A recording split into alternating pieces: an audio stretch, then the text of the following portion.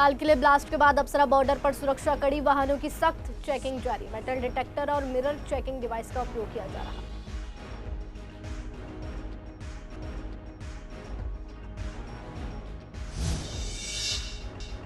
Air quality एक बार फिर खराब श्रेणी में, प्राइमरी कक्षाओं के बच्चों के लिए स्कूलों की छुट्टी घोषित, सांस लेने में परेशानी, आंखों में जलन और खांसी जैसी समस्याएं बढ़ी।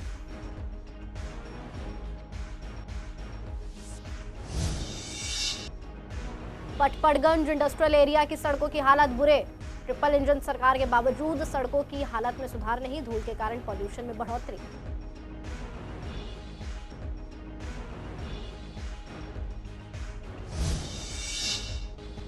चाचा नेहरू लिंक रोड और पार्क के हालात दयनीय, रोड के टूटे होने के कारण स्थानीय निवासी परेशान, आए दिन एक्सीडेंट का बना रहता है खतरा।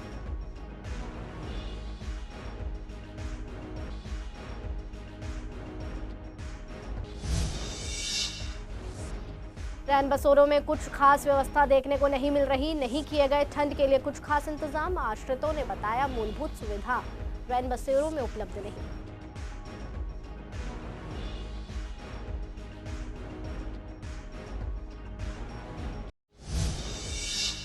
नमस्कार, स्वागत है आपका सीसीएन डिजिटल में। मैं हूं आपके साथ इशिका गुप्ता। रुख करते हैं पूर्वी दिल्ली की खास खबरों की तरफ।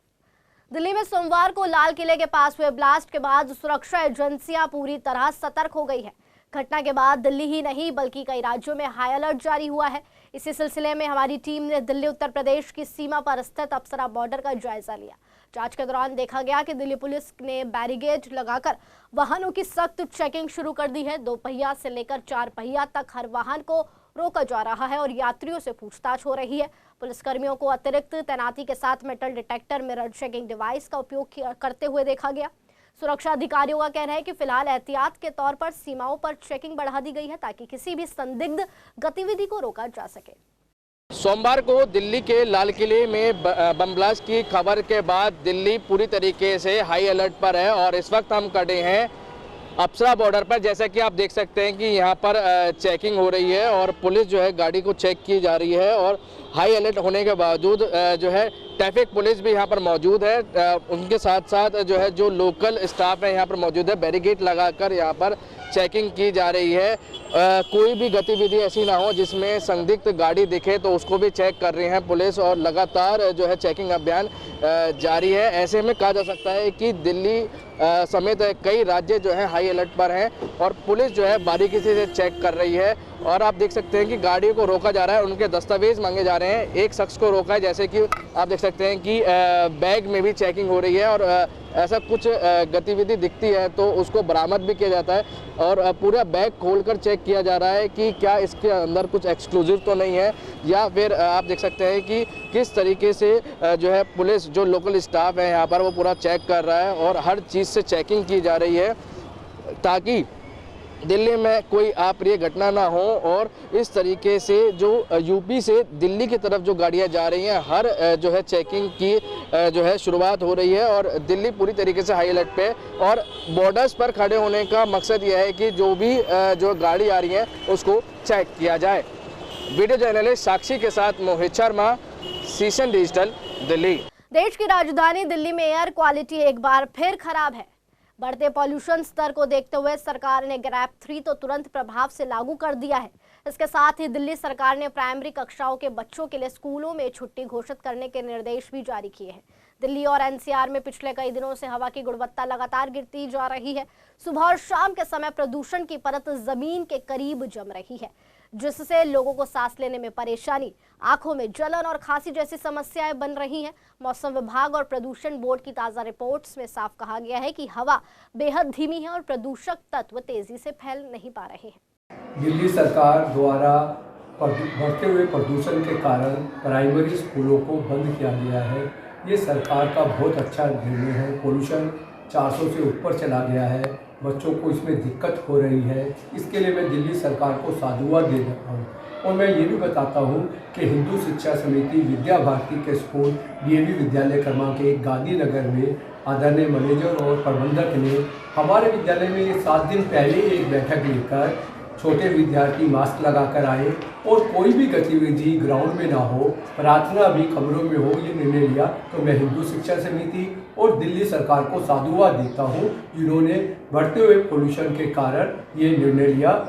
पटपड़गंज इंडस्ट्रियल एरिया की सड़कों की हालात काफी बुरे हैं, जहां सारी सड़कें टूटी हुई हैं। लोगों का कहना है कि लगभग 6 महीने से सड़क नहीं बनी। देखने वाली बात यह है कि इलाके में ही दिल्ली शाहदरा साउथ जोन का ऑफिस है, जो नगर निगम के अधीन आता है। हालांकि ये सड़क नगर निगम के अधीन नहीं आती, लेकिन दिल्ली के अंदर ट्रिपल इंजन की सरकार है और ट्रिपल इंजन में एक नगर निगम भी है।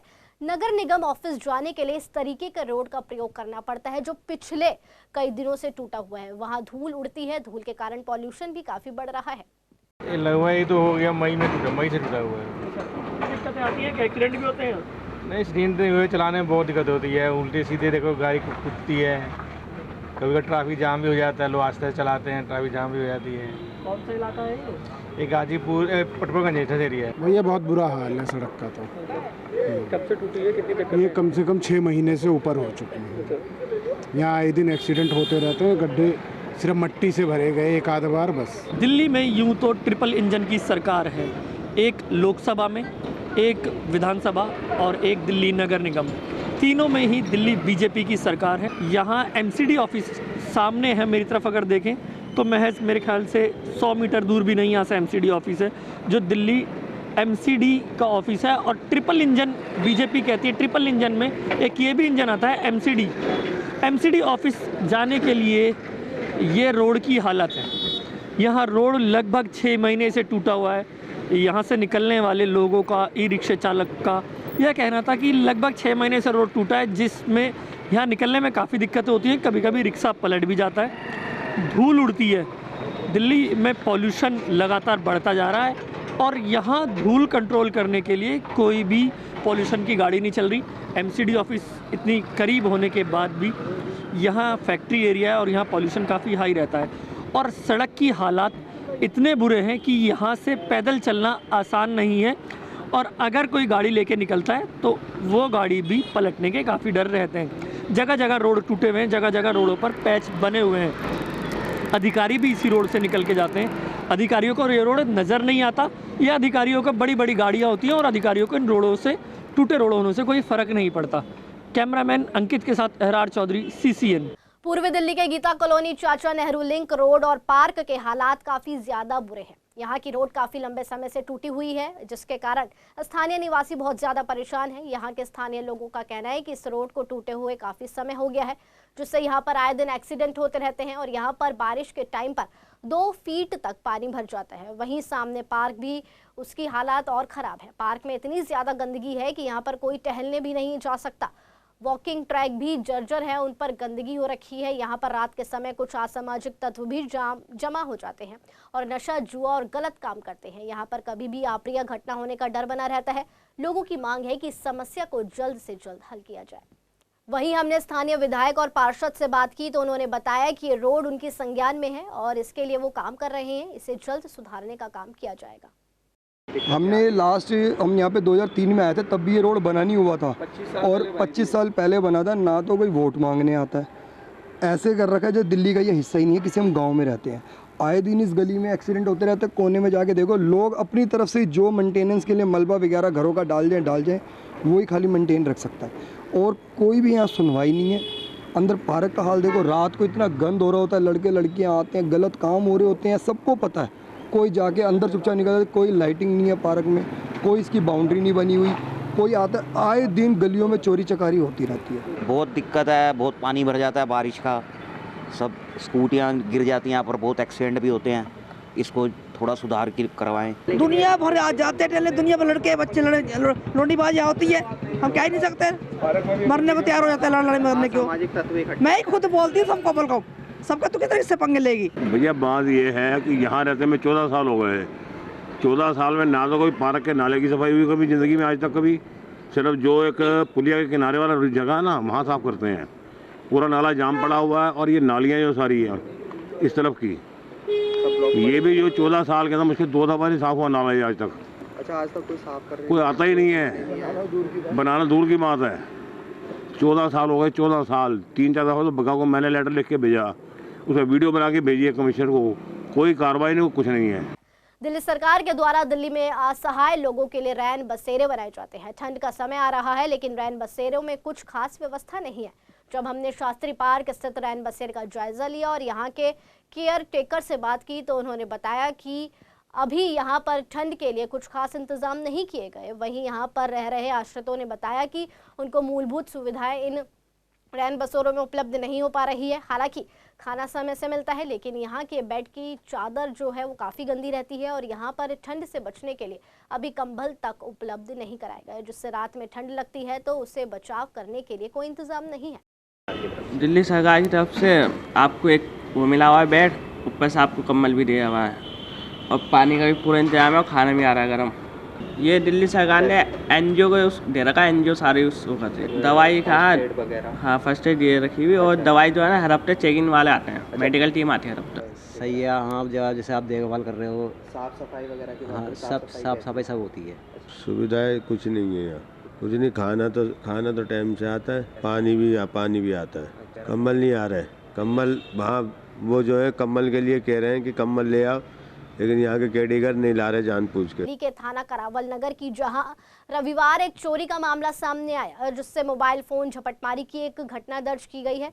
एक 24 वर्षीय लड़की ने बताया कि शनिवार को सुबह लगभग 11:45 पर वो जौहरीपुर पुलिया की ओर जा रही थी। तभी एक व्यक्ति अचानक पीछे से आया और उसका मोबाइल फोन छीनकर मौके से फरार हो गया। धारा 304(2) BNS के तहत मामला दर्ज हुआ है। जांच के दौरान एक मोटरसाइकिल शमशान घाट के पास लवारिस अवस्था में बरामद की गई। इंस्पेक्टर विपिन यादव, थाना प्रभारी और थाना करावल नगर के नेतृत्व में एक टीम ने तकनीकी और मैनुअल निगरानी के माध्यम से सुराग हासिल किए। एकत्रित साक्ष्यों के आधार पर 23 वर्षीय अमन और मुन्ना लाल निवासी को उत्तर प्रदेश के ब्रिज विहार से गिरफ्तार किया गया। आपको बता दें, उसके पास से पीड़िता का छीना हुआ मोबाइल फोन और एक मोटरसाइकिल जो कि थाना भजनपुरा के क्षेत्र से चोरी हुई थी, बरामद हुई है। दिल्ली के नंदनगरी थाना क्षेत्र में रविवार को एक चोरी की घटना सामने आई, जिसमें पुलिस ने चेकिंग के दौरान 2 हथियारबंद अपराधियों को गिरफ्तार किया। मौके से एक देसी पिस्टल, 2 जिंदा कारतूस, एक मोटरसाइकिल बरामद हुई। जानकारी के अनुसार रविवार की शाम भोपरा बॉर्डर पर एएसआई इंदरवीर, कांस्टेबल रोहन और कांस्टेबल हेमंत चेकिंग कर रहे थे। इसी दौरान बाइक सवार 2 युवकों ने पुलिस को देखकर अचानक यू टर्न लेकर भागने की कोशिश की। संदेह होने पर टीम ने तुरंत पीछा कर दोनों को पकड़ लिया। आपको बता दें, तलाशी में आरोपियों के पास से हथियार और कारतूस मिले हैं, जिसमें पुलिस ने मौके पर ही आर्म्स एक्ट की धाराओं के तहत मामला दर्ज किया। पुलिस ने गिरफ्तार आरोपियों की पहचान 23 वर्षीय वरुण जो कि प्रताप नगर का है, 23 वर्षीय सबोली मंगल जतिन जो विजय पार्क मौजपुर के निवासी है, उन्हें पकड़ा है। पूछताछ में दोनों ने हथियार रखने की बात कबूली है और पुलिस जांच में यह भी सामने आया है कि वरुण पहले चोरी के मामले में शामिल रहा है, जबकि मंगल के खिलाफ लूट का मामला दर्ज है। पुलिस अब आगे के मामले की जांच कर रही है। हथियार कहां से आया है, दोनों किस वारदात की फिराक में थे, ये जांच की जा रही है। पूर्वी दिल्ली के थाना मयूर विहार की पुलिस ने एक आदतन स्नेचर को गिरफ्तार किया है, जो आदेश का उल्लंघन करते हुए दोबारा दिल्ली में घुसकर वारदातों को अंजाम दे रहा था। पुलिस ने उसके कब्जे से चोरी की स्कूटी बरामद की है। गिरफ्तारी के साथ 2 मामलों का खुलासा हुआ है। जी हां, 8 नवंबर 2025 को वायरलेस रोड गाजीपुर नाला के पास एक मोबाइल स्नैचिंग की पीसीआर कॉल मिली थी। मयूर विहार में मिली 16 वर्षीय शिकायतकर्ता आसिफ अंसारी ने बताया कि वो अपनी मां के साथ ऑटो से वैशाली की ओर जा रहा था। तभी एक सफेद स्कूटी पर आए 2 बदमाशों ने उनका मोबाइल छीन लिया। एएसआई स्तर की टीम ने सीसीटीवी फुटेज और लोकल इंटेलिजेंस के आधार पर आरोपी की पहचान की। गुप्त सूचना पर 23 वर्षीय त्रिलोकपुरी निवासी शहबाज खान उर्फ नन्हे को पकड़ा गया। पूछताछ में उसने साथी जुनेद और अर्श उर्फ नट्टा के साथ कई स्नैचिंग की बात मानी। मौके से मिली जिस स्कूटी से वारदात की गई वो भी प्रीत विहार इलाके से चोरी की निकली। पूछताछ में आरोपी ने स्वीकार किया कि वो गांजा, स्मैक और शराब की लत का आदी है। जहां स्वच्छ भारत अभियान की बात चलती है, वहीं पूर्वी दिल्ली के न्यू संजय अमर कॉलोनी में स्थित डीडीए पार्क के हालात काफी खराब है।